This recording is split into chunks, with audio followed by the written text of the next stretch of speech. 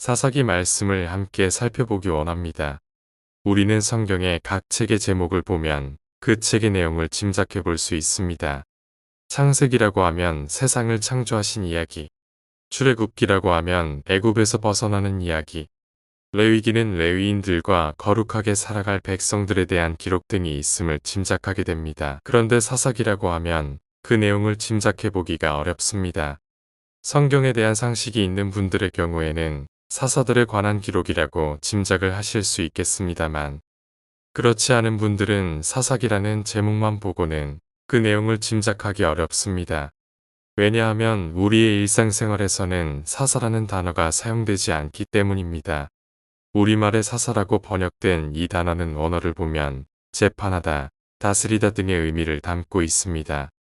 요즘에야 재판을 판사가 합니다만, 고대 사회에서는 지도자라거나 마을에서 지혜가 많고 덕망 있는 어른들이 그 역할을 담당하곤 했습니다. 그런데 사사는 그저 재판이나 판결만 하는 사람은 아니었고, 지역을 다스리는 지도자의 역할을 함께 맡고 있었습니다.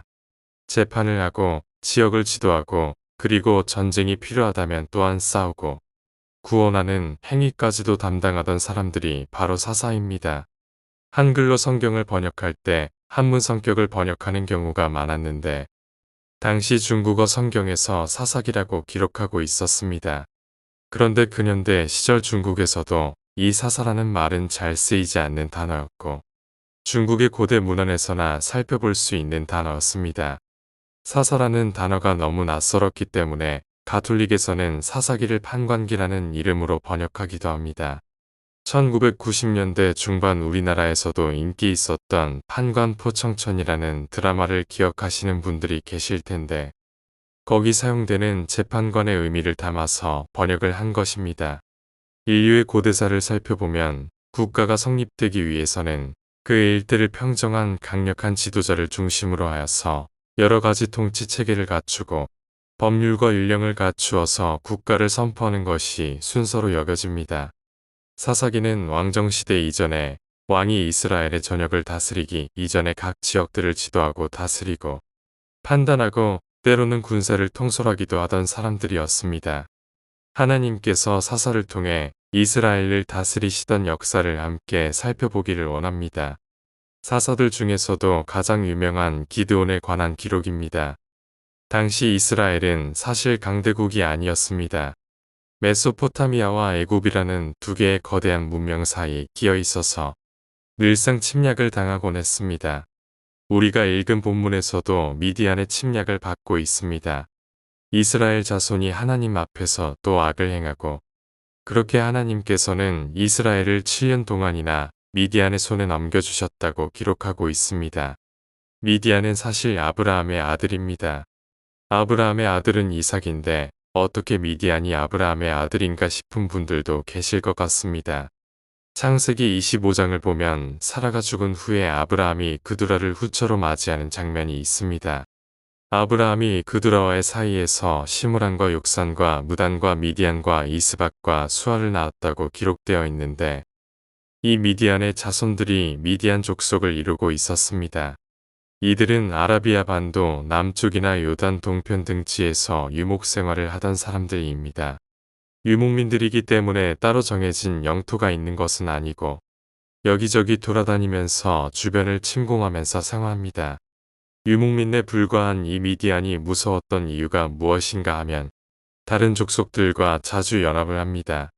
이스마엘이라던가 아말렉 족속과 자주 연합하면서 더 큰 세력을 이루어서 주변 나라들을 침략합니다. 오늘 우리가 읽었던 5절 말씀을 보면 이 미디안 족속이 메뚜기 때 까치야 엄청나게 많이 들어왔다고 합니다. 사람과 낙타가 무수히 들어왔다고 또한 기록하고 있습니다. 여러분들은 낙타를 실제로 보신 적이 있으십니까? 저는 낙타를 실제로 본 적이 있습니다. 광야나 야생에 있는 낙타를 본 것은 물론 아니고 동물원에서 온순하게 먹이를 받아 먹고 여유있게 걸어다니는 낙타만을 보았습니다. 아마 대부분 그러실 겁니다. 우리는 낙타를 여러 가지로 접할 때 사막을 천천히 여유있게 걸어다니는 동물이라고 생각할 수 있는데 낙타는 가장 빠르게 달리면 시속 65km가 넘는 속도로 달릴 수 있다고 합니다. 시내 도로를 운행하는 자동차의 속도 이상으로 달릴 수 있었습니다. 최고 속도가 이 정도이고 장거리를 달릴 때는 속도를 조금 조절해서 시속 40km까지도 달릴 수 있습니다. 이 속도로 2시간 정도를 지치지 않고 달릴 수 있는 동물이 바로 낙타입니다. 사막 지역에서 100km 정도를 2~3시간 만에 주파할 수 있는 엄청난 동물입니다. 또 낙타는 그 커다란 혹의 사막에서 물을 먹지 않고도 일주일 이상 살 수 있는 양분이 들어있어서 따로 낙타를 먹일 물도 필요하지 않고 낙타는 사막에서는 너무나 유용한 동물임과 동시에 이 낙타의 방향이 우리를 향한다면 너무나 위협적인 동물이었습니다. 미디안은 이러한 낙타를 마치 메뚜기 때 같이 엄청나게 이끌고 세력을 연합하여 쳐들어오는 상황입니다. 멀리서 모래먼지를 엄청나게 일으키면서 달려오는 모습을 보면 보는 것만으로 공포에 질리게 됩니다. 그렇게 파종을 할 때 와서는 그 소산을 남겨두지 않고 다 빼앗아가고 이스라엘에 있는 가축들도 남기지 않고 무자비한 미디안의 침략을 무려 7년이나 받고 있습니다. 이스라엘은 궁핍해질 수밖에 없습니다. 미디안을 피해서 산에 올라가서 불거산성을 만들었지만 철기 문화가 시작되고 있는 미디안을 상대하기가 너무나 버거웠습니다. 그래서 이스라엘 자손은 여호와께 부르짖었고 하나님은 한 선지자를 보내어 말씀하십니다.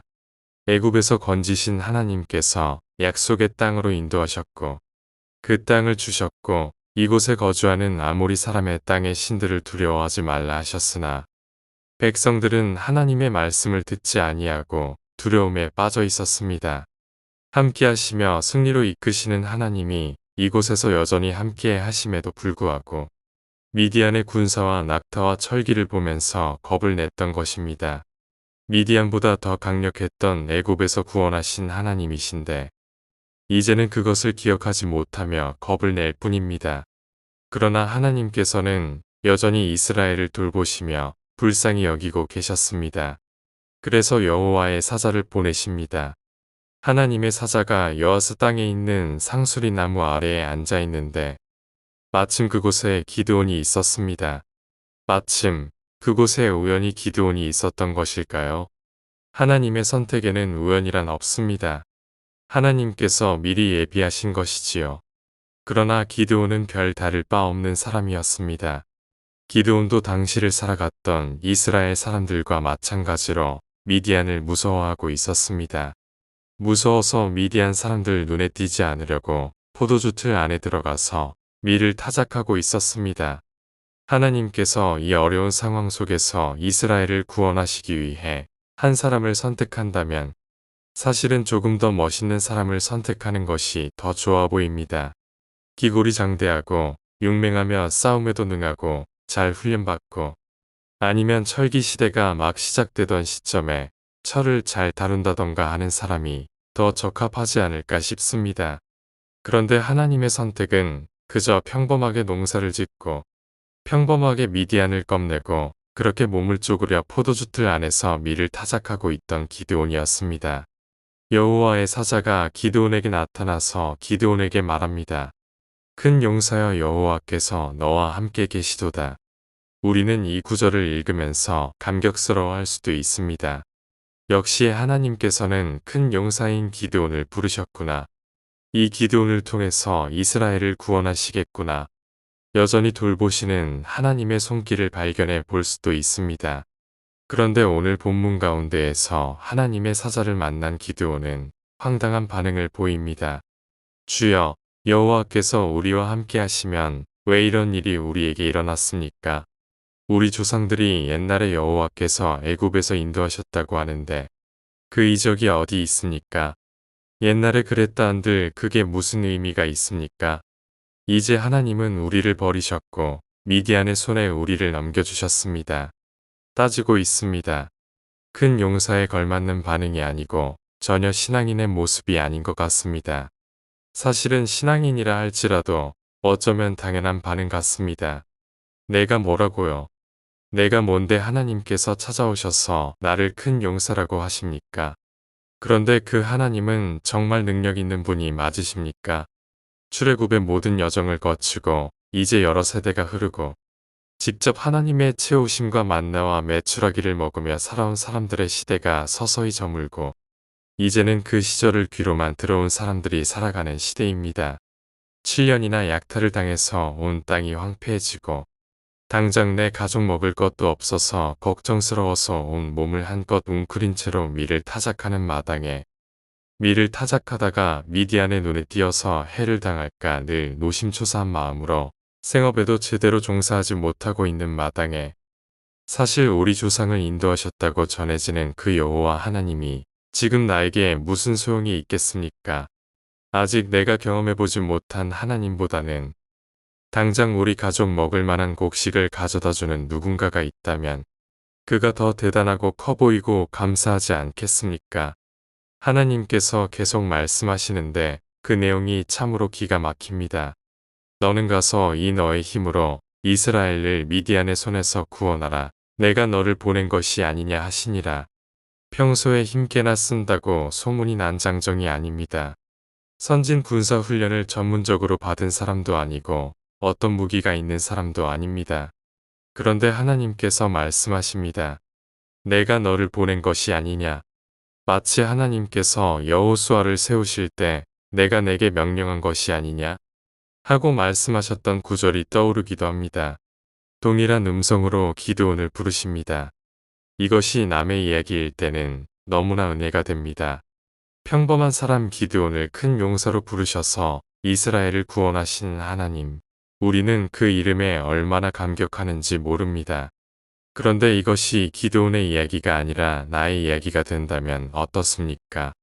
그저 가만히 평범하게 아무 눈에 띌 것도 없이 살아가던 나에게 하나님이 찾아오신다니요.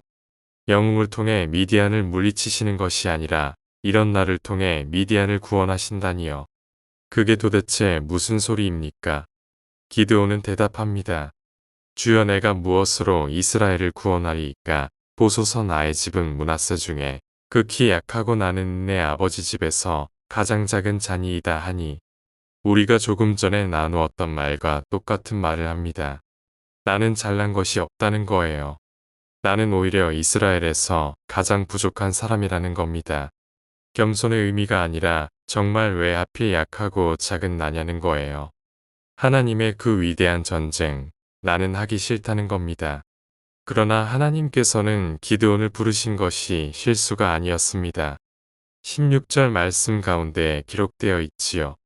여호와께서 그에게 이르시되 내가 반드시 너와 함께 하리니 내가 미디안 사람치기를 한 사람을 치듯 하리라 하시니라.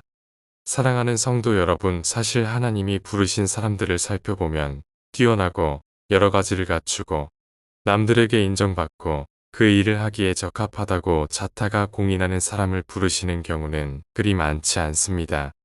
평범한 사람, 아니요 사실은 어쩌면 평범함보다 더 부족한 사람을 부르셔서 그를 훈련시켜 사용하십니다. 뛰어난 사람은 그가 뛰어난 시절에 부르셔서 사용하시는 것이 아니라 그의 뛰어나고 탁월함이 다하여서 기진하고 이제는 아무것도 할 수 없을 것만 같을 때 그를 부르셔서 사용하십니다. 모세는 한창 의욕이 넘치던 40세, 그 젊은 시절에 부르지 않으시고 광야에서 40년 훈련시키신 후에 이제는 아무것도 할 수 없노라 했던 80세의 그를 부르시며 40년의 출애굽 여정을 인도하십니다. 여호수아는 모세의 수종을 들던 눈의 아들이었습니다. 그의 출신에 대해서 수군거리는 목소리가 과연 없었을까요? 다윗은 아버지 이새의 집에서 양을 치던 목동이었습니다.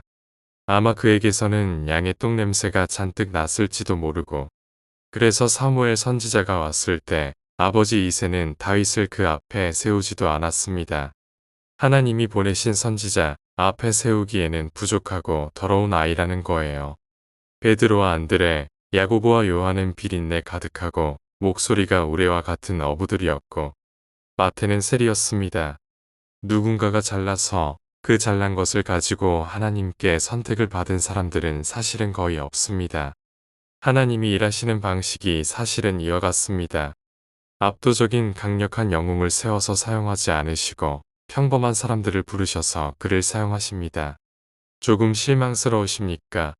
저는 기드온의 이 장면을 보고 얼마나 시시하고 실망스러웠는지 모릅니다. 그러나 또한 그래서 얼마나 다행인지 모르겠습니다. 하나님은 나와 같은 평범한 사람들에게도 동일하게 찾아오셔서 우리를 부르시는 분이십니다. 자격 요건은 하나도 없습니다. 그저 하나님이 부르시면 그걸로 된 것입니다. 사실은 하나님께서는 지금도 계속해서 우리를 부르고 계십니다. 이제 와서 내가 뭘 할 수 있겠냐 싶으십니까? 나는 지금껏 많이 했다고 다른 사람이 하겠지. 이런 마음으로 계신 분이 있으십니까? 나는 아직 못한다고 경험 많은 분들이 해야지. 또한 이렇게 생각하는 분이 계시진 않으십니까? 하나님께서 우리를 무엇을 위해 부르셨는가 하면 그건 각자가 다 다를 겁니다. 그러나 하나님께서는 가장 손길이 필요한 자리를 우리의 눈에 보여주실 것입니다. 우리 개봉중앙교회에 가장 필요한 것이 기도라는 마음이 든다면 하나님께서는 여러분을 기도하는 자로 부르셨습니다. 다음 세대가 계속해서 눈에 밟히고 생각이 나신다면 다음 세대를 위한 교사나 여러 섬김이로 여러분들을 부르십니다. 교회의 부족한 부분들이 계속 보이고 눈에 띄고 있으십니까? 교회의 약한 부분이나 아파하는 부분들이 여러분들에게 보이십니까? 하나님께서 그 자리로 여러분들을 부르셨습니다. 여러 가지 방법으로 우리 모두를 부르고 계십니다. 하나님 저는 약합니다. 하나님 저는 못합니다. 하나님 왜 저입니까? 저 사람이 더 잘할 겁니다. 이런 생각이 드는 것이 어쩌면 당연합니다. 그러나 하나님의 부르심에는 실수가 없으시고 후회가 없으시고 반드시 그 계획과 목적이 있으십니다. 하나님의 부르시는 음성에 귀 기울일 수 있는 우리가 되기를 바랍니다.